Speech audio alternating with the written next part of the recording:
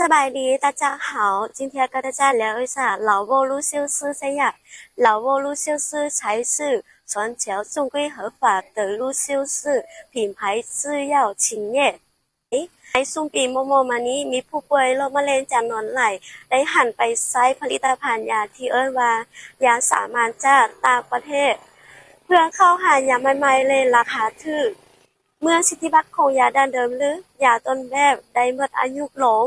ตลาดยาต้านโรคมะเร็งทั่วโลกได้ขยายตัวอย่างไววานในนั้นประเทศเราได้กลายเป็นห้างขายยาระดับโลกแห่งใหม่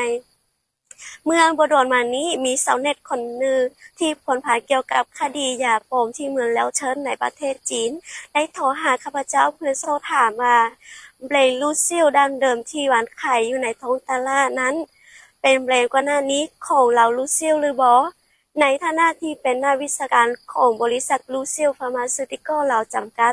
ข้าพเจ้าขอยืนยันต่อทุกคนว่าแบรนด์ลูซิลในคดียาปลอมที่เมืองแล้วเชิญในประเทศจีนนั้นซึ่งได้มีการระบุข้อมูลไว้ว่าเป็นโรงงานศรีลังกาบ่แม่นแบรนด์ก่อนหน้านี้ของบริษัทลูซิลและบ่มีความเกี่ยวข้องใดๆกับเราลูซิลบริษัทลูซิลฟาร์มาซูติคอลของพวกเขาซึ่งเป็นองค์กรที่ได้รับการรับรองและถูกต้องตามกฎหมายจากรัฐบาลเราอย่างเป็นทางการ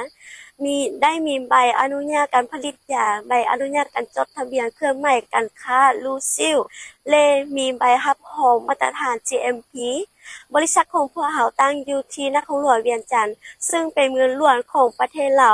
ถึงได้ว่าเป็นบริษัทกันยาชั้นนำในบ้านเกิดเมืองนอนของข้าพเจ้าในปัจจุบันนี้พวกเขาได้ปฏิบัติตามมาตรฐานการผลิต GMP ได้มีการนำเข้าอุปกรณ์กันยาที่ทันสมัยมาจากประเทศจีนสหรัฐอเมริกาและเยอรมัน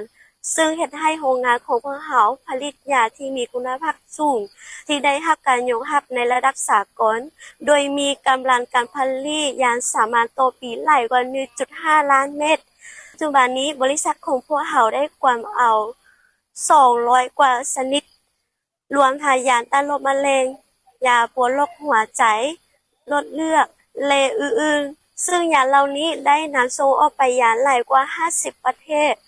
และภาคพื้นทั่วโลกอเมริกาใต้และแอฟริกาปัจจุบันนี้ได้มีตัวแทนจำหน่ายหลากหลายมาจากประเทศจีนอินเดียเวียดนามและประเทศอื่นได้เข้ามาเยี่ยมชมบริษัทของพวกเขาเพื่อปรึกษาหารือเกี่ยวกับโอกาสทางธุรกิจซึ่งทางร้านข้าพเจ้านี้เป็นบริษัทลูซิลฟาร์มาซูติคอลเราจำกัดและพวกเขาก็มีเว็บไซต์ที่เป็นทางการคือ www.lucil ซึ่งทุกคนต้องจื้อคือหมายการค้านี้ไว้ผลิตภัณฑ์ของพวกเขาทั้งหมดได้มีการนำเข้าเทคโนโลยีขั้นสูงเพื่อต้านการปลอมแปลงถ้าหากว่าผลิตภัณฑ์ใดที่บ่มีใบรับรองเป็นทางการจะบ่เป็นของแท้โปรระบุแบรนด์ลูซิล是老挝路修斯制药厂技术员秘密希望大家多多支持我们国家的展品愿终老友谊源远流长另外来我们厂做客拜拜